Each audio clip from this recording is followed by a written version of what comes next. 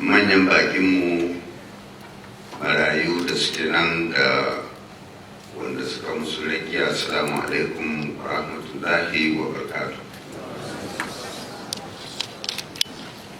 Kamar yadda shi mai ba da shawara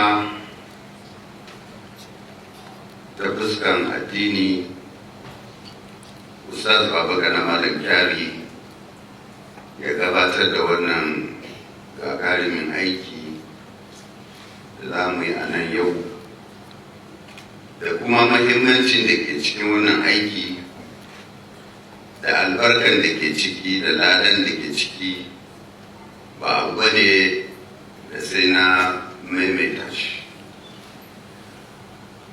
Amma dukkanmu da ke nan, na farko mu sani cewa dukkanmu 'yan adam ne, kuma dukkanmu daidai muke a wajen Allah. Sannan ɗaukaka na duniya shi ma duka na Allah ne. Akwai wani kisa da wani malami yake magana a kai akan maraya, da aka tambayi mala'ikan mutuwa cewa wani rai ka ɗauka wanda ka fi jin tausayi,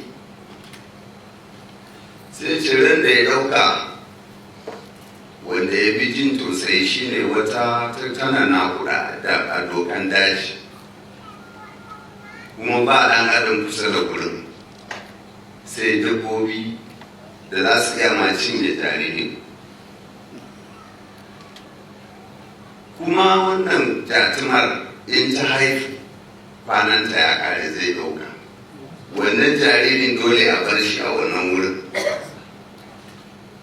Shi kansa mala'ikar ɗaukar rai ya ɗauran bisa umarnin Allah, amma ya tausaya wa jaririn da uwar da. Sai aka ce to wani rai ne kuma ka ɗauka a cikin tsoro? Sai ce akwai wani sarki ya yi zamaninsa da ya kewaye kansa da katanga 70, kuma ya yi get kowane get na akwai maciya ƙarfi 70 da makamansu, kuma sun kewaye kowane katanga da makami. Ya shiga ya ɗauki ran amma a tsorace. Suna ka ci to wancan maraya ne ya zama sarkin.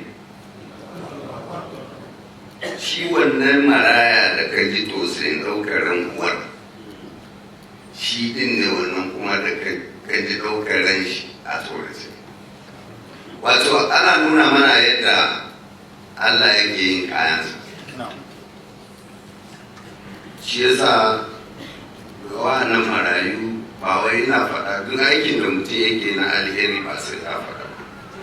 Ni lokacin da nake national secretary na ɗaukan makaina lokacin duk sallah, duk azumi, duk salloli da ake yi gidan marayu da suke garin nan da wasu wurare na kan aika musu, har da malaminsu.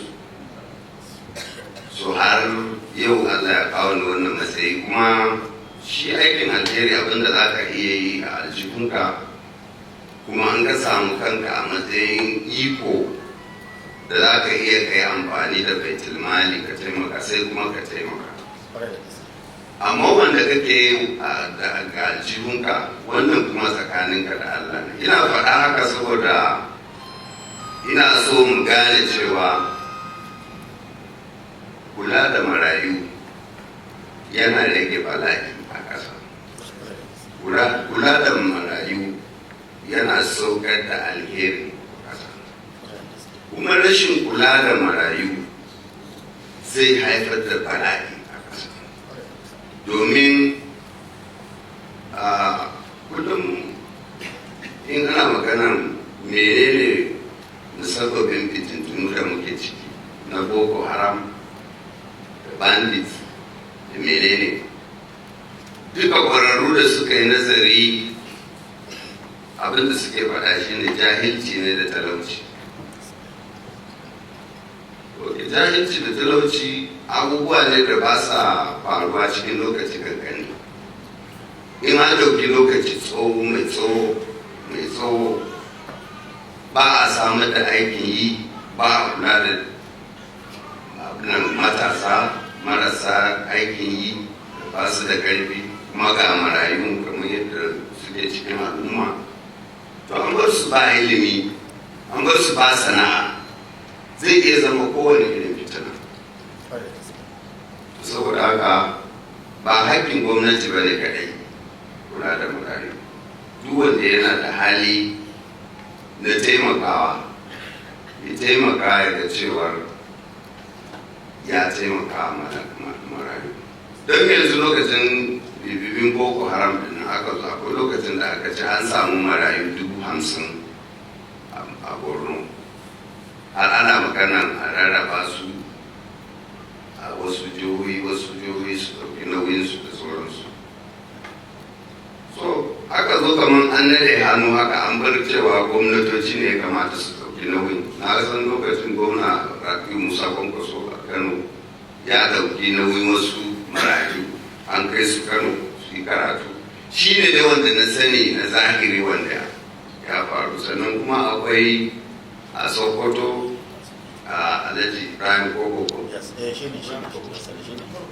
Umarun Koko, shi ma ya ɗauki wasu har ana mako wanda lokacin na zo na ga records ɗin marayun da suke makarantarsa a can Sokoto, muna aika musu tallafi kowane shekara.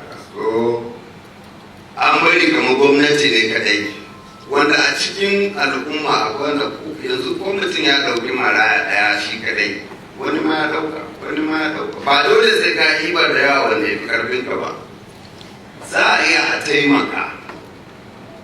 Ana gani kamar yanzu kamar yadda kwalbatin anguwa zai toshe, wanda ana gani sai gwamnati ne zai zo ya buɗe.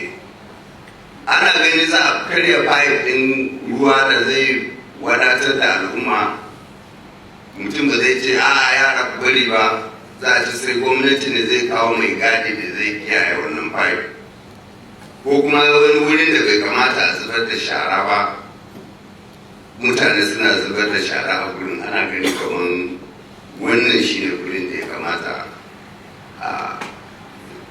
a zubar da sharan. Mutane ba za su yi magana ba sai gwamnati. Kuma menene yanzu mutane sun tsame kan hannayensu, including kula da marayu. Kamar duka mutunan in mutum shi musulmi ne ko shi kirista ne, an nuna mishi fa'idan kula da maraya. Amma duka ana gani kamar ya kamata a bari kawai gwamnati ta yi. Wani yanzu zai ce maka to ba ana kawo kuɗi daga Abuja ba, me yasa gwamnati ba ta yi ba kuɗin ta yi ba. Yanzu duk wanda yake gwamnati ya sani grant ɗin da yake zuwa daga Abuja, in an biya albashin ma'aikatan jihar Yobe nawa ne yake sauka?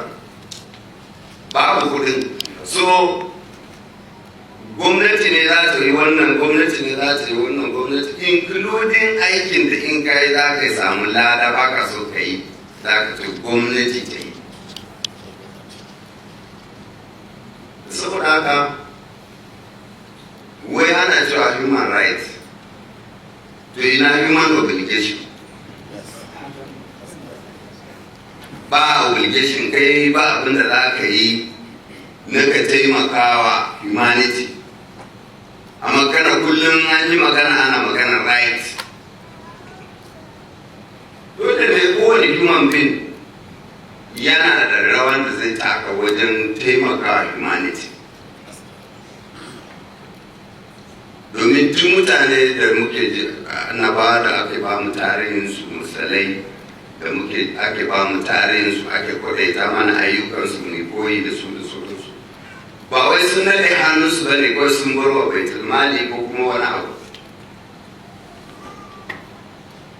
Amma duk yawanci in an zaura a masallaci aka ji wa'azi a wurin zaɓari a tashi, ma fita waje babu abin da za a amfana da shi a dukkan wa'azi da aka ji. Domin ana wa'azi ne ba da mutane su gyara halayensu ko su ɗauki wasu darussa su yi amfani da su. saboda haka aiki na alheri kowayenmu ya kamata ya zage dantse ya yi. Kuma da na baku labari, wannan na baku labarin na duk wanda ya sani ya je tambaya ya ji abin da na faɗa nan ni ya faru da ni.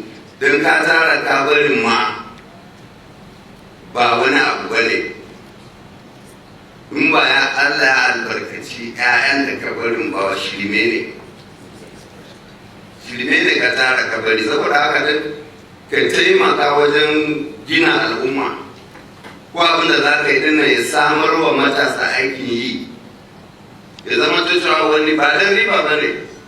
Yanzu tun na da suna sakatare, ina da gidan biredi a nan, ina da gona, ina da biredi, ban son san me riban su, amma na san gidan biredin kawai akwai yara 60 da kuka ɗauka aiki tun 2016 ko to muna biyan su salary suna shifting, amma kawai sun sayar biredin su za su biya kansu su sayar biredin su ci su sha su, at least mun rage 60.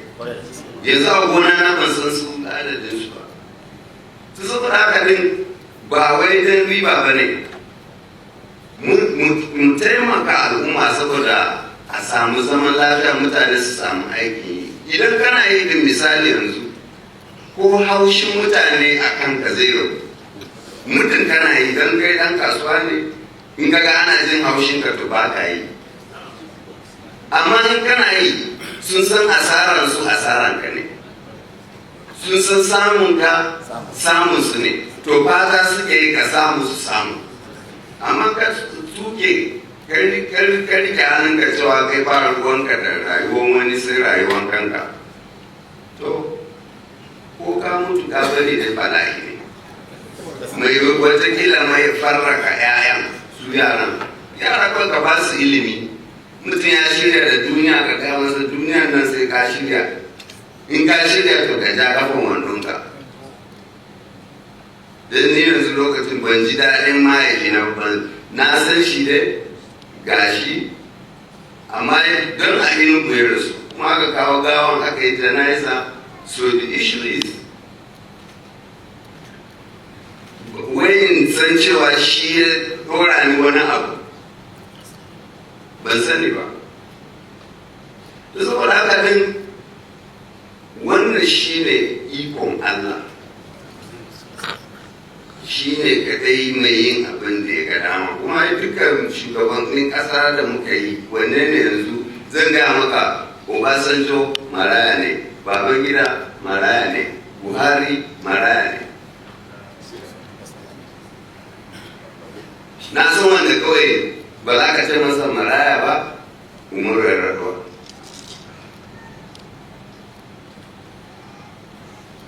Saboda haka Allah shi yake abin da ya ga dama a lokacin da ya ga dama, kamar jas kisan nan na farko da na babu. Saboda haka jama'a mai hatara mu nema kan mu zaman lafiya wajen taimakekeniya, shi ne gaskiya magana. Kuma kamar yadda muka fara, kar mu manta addu'a.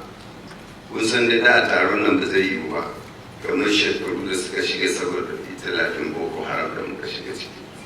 Yau kuma Allah cikin ikonsa ya ba mu sauki. Yau muka yi taron su zuwa coci za su je coci, 'yan kasuwa suna cin kasuwa, manoma suna zuwa gona, 'yan makaranta suna zuwa karatunsu. So ba tare da iyayen yara hankalinsu a kwance, yaransu za su je makarantu. Ma'aikatan asibiti suna kan aikinsu, ba sa gudu kamar da. To wannan dukkan ni'ima ne na Allah, kuma ba wani abu ba ne ya ba mu wannan sauki illa addu'a, illa Allah. Saboda haka mu ci gaba da addu'a nan da muke yi, including yan uwanmu da suke northwest da suke cikin wani hali, mu sa su cikin addu'an. Allah ya ba su zaman lafiya kamar da mu muka samu sauki, mu kuma saukin da muka samu dinnan Allah ya dawamar da shi, kuma Allah ya saukar da alheri a kasanmu. Salamu alaikum.